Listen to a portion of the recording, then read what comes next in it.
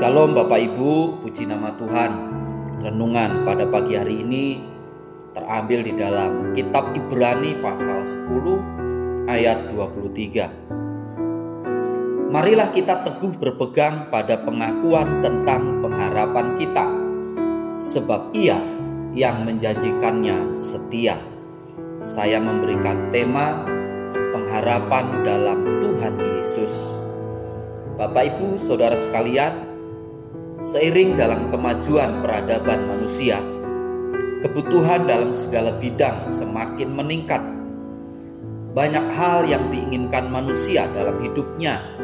Manusia bekerja keras untuk dapat berhasil di kemudian hari, merancangkan suatu rencana bagi masa depan mereka.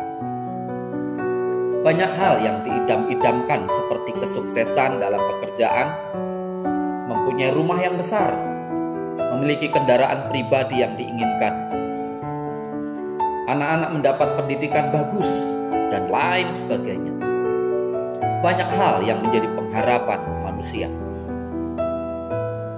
Sebagai umat yang percaya kepada Tuhan Yesus, kita harus belajar mengerti bahwa segala sesuatu di dunia ini tidak ada yang kekal.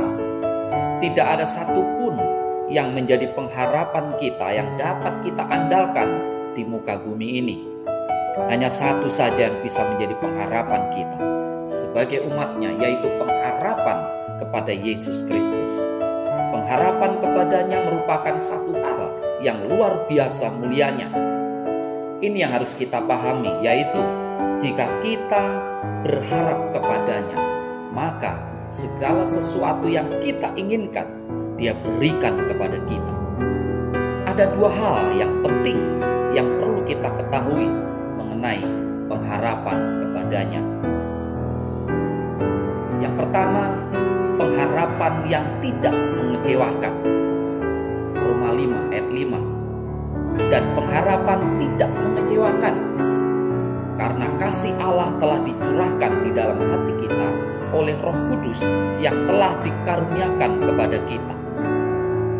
Pengharapan tentunya sangat dibutuhkan ketika seseorang tergeletak, tak berdaya, karena rumah tanggamu hancur berantakan, bisnis dan pekerjaanmu jatuh ke titik nol, kesehatanmu terganggu, masa depan kelihatannya suram, sehingga kita tidak sanggup lagi berdiri.